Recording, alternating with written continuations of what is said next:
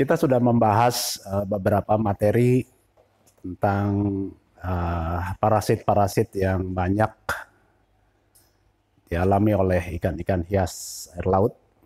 Kita sudah membahas mengenai flukes, kemudian juga beberapa parasit white spot seperti marine itch, lalu velvet, dan Brooklynella. Sebelum kita lanjut pada materi-materi lainnya, saya ingin memberikan satu guideline dulu untuk supaya kita bisa mengenali berapa banyak yang parasit-parasit yang umum pada akuarium laut yang kita dapati pada ikan-ikan hias laut. Jadi sebelum kita masuk pada pembahasan parasit lainnya, saya ingin memberikan gambaran jauh lebih lengkap dulu secara garis besar. Jadi kalau kita kumpulkan parasit-parasit umum yang terjadi pada ikan hias laut, maka kita bisa golongkan pada kelompok-kelompok parasitik. Kemarin kita sudah bahas mengenai marine itch. Jadi kita akan kelompokkan jenis parasitnya, lalu cirinya, lalu penyebabnya, dan pengobatannya. Marine itch seperti kemarin pada video sebelumnya, ciri utamanya adalah salt grain, ya, jadi seperti butiran garam. Lalu parasitnya adalah Ciliat protozoa, Cryptocaryon irritan.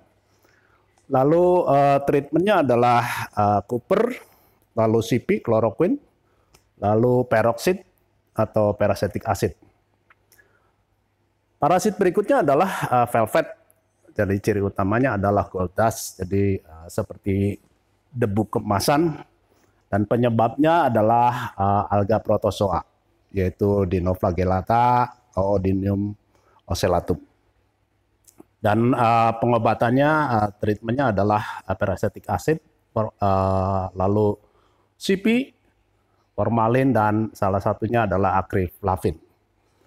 Lalu Brooklynella, cirinya adalah slim coat, jadi seperti lapisan lendir tipis, dan penyebabnya adalah Ciliat protozoa, Brooklynella hostilis, dan pengobatannya yang utama adalah formalin, kemudian CP, Cooper, dan proses hyposalinity.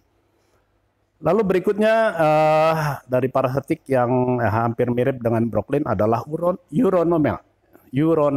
Jadi kalau kita belum membahas ini, nanti kita akan bahas. Jadi cirinya adalah seperti bloody site. Jadi seperti luka berdarah begitu ya. Jadi di badan ikan. Dan penyebabnya ini adalah Ciliat protozoa, Uronema marinum. Ya. Dan treatmentnya adalah sama seperti Brooklyn dan lainnya juga, CP, lalu Cooper, dan acriflavin. Itu gambaran dari beberapa parasitik. Lalu kelompok daripada bakteria dan fungus, ada yang namanya Vibrio. Jadi mungkin ada yang menyebutkannya juga sebagai Vibrio ulcer. Jadi cirinya adalah bercak merah, ya, seperti ammonia burn gitu ya, seperti terkena ammonia burn. Penyebabnya adalah Vibrio SP, jadi fibriosis. Dan treatmentnya adalah menggunakan antibiotik seperti erythromycin, ciprofloxacin, dan kanamycin. Lalu yang berikutnya adalah cottonmouth. Jadi kita seringkali melihat bahwa ikan mengalami mulutnya, kalau orang seringkali salah mengartikan sebagai mouth fungus ya, jadi bisa juga mouth fungus. Jadi cottonmouth ini adalah seperti mulut ikan berjamur, putih berjamur. Dan penyebabnya adalah Flexibacter columnaris. Dan pengobatannya adalah kita bisa menggunakan furan, tetracycline, ciprofloxacin, maupun erythromycin. Dan infeksi bakteri berikutnya adalah yang kita kenal tentang Fintel root ya, jadi itu jadi proses peradangan, kerusakan pada sirip maupun ekor. Penyebabnya adalah Pseudomonas fluorescens. Jadi jenis-jenis Pseudomonas. Dan pengobatannya sama kurang lebih sama seperti yang cottonmouth tadi, seperti erythromycin, lalu ciprofloxacin, furan, dan juga minocycline. Lalu yang berikutnya adalah cloudy ice. Kemarin kita sudah bahas mengenai cloudy ice ya. Jadi cloudy ice itu penyebabnya banyak sekali, bisa aja karena marine age ataupun velvet ataupun brooklyn, juga flux. Ya, tapi juga bisa karena infeksi bakteria. Jadi infeksi bakteria ini bisa salah satunya menyebabkan cloudy ice juga. Jadi kita bisa kalau kita bisa memastikan cloudy ice penyebabnya itu masing-masing, jadi treatmentnya sudah bisa kita putuskan ya. Jadi kalau misalnya parasitik terkait Ciliar protozoa, flu ataupun bakteria, kalau bakteria bisa kita pakai antibiotik, ya, kurang lebih sama. Lalu yang fungus ya, jadi ciri-ciri umum daripada ikan yang terkena fungus itu adalah seperti ada flek kabur gitu pada anggota badannya atau pada sirip lainnya, jadi atau juga ada ciri kapas seperti kapas putih. Penyebab dari fungus fungi ini adalah Ichthyophonus atau Saprolegnia fungi ya. Jadi lalu treatmentnya bisa menggunakan Malecet Green, lalu obat-obat seperti jamur, seperti fluconazole, ketoconazole, dan yang herbal seperti Bay3, tea tree itu bisa digunakan juga untuk fungus. Lalu dari kelompok flatworm ya. Jadi kemarin kita sudah bahas mengenai flux ya. Jadi cirinya adalah large white spot, jadi cloudy eyes, jadi ada spot-spot besar.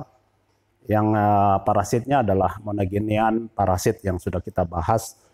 Lalu treatmentnya adalah dengan praziquantel, peroxide, ataupun formalin. Lalu yang berikutnya adalah tank turbularian. Jadi dikenal sebagai black itch. Ya. Orang mungkin juga pernah disinggung mengenai black itch. Jadi bukan white spot aja, tapi black spot. Ya. Jadi seperti flek-flek spot-spot warna hitam. Dan cirinya adalah spot-spot warna hitam itu. Biasanya banyak pada jenis-jenis tank. Penyebabnya adalah Flaphon turbularian. Jadi jenis-jenis Flaphon turbularian ini yang menempel pada bagian tubuh ikan. Dan obatnya sama, treatmentnya dengan praziquantel, lalu levamisole juga bisa digunakan sebagai dewormer. Lalu dari kelompok virus, kita kenal ada limpo, jadi limfosisis. Ya. Jadi ciri utamanya adalah apabila ikan terkena limpo ini ada benjolan-benjolan seperti kembang kol gitu ya. Dan ini adalah penyebabnya limfosisis dari keluarga Iridoviridae. Dan obatnya ini memang masih agak sulit dan ini masih satu treatment yang eksperimental. Jadi menggunakan aciclovir ya. Jadi selain aciclovir juga pirimetamin. Pirimetamin ini antivirus. Ya. Lalu penyakit-penyakit berikutnya adalah mengenai internal parasit. Jadi penyakit-penyakit internal, intestinal ya. Jadi kita ada satu penyakit yang disebut dropsy. Nanti mudah-mudahan kita ada kesempatan untuk bahas dropsy karena ini persoalan yang sangat serius terkait dengan internal parasit dropsy ini. Penyebabnya bisa cirinya adalah seperti gastrointestinal, jadi pembengkakan anggota tubuh terutama bagian perut, juga sampai keluar pada mata, jadi matanya bengkak. Nah ini penyebabnya itu ada beberapa macam. Jadi bisa karena bakteria Aeromonas, bisa juga karena permasalahan fluid di dalam organ tubuh, maupun juga ada infeksi parasit lain. Obat yang pengobatan treatmentnya adalah bisa menggunakan metro, ciprofloxacin juga sudah sempat dicoba dan cukup baik. Dan satu obat yang umum dipakai adalah kanamisin untuk dropsy.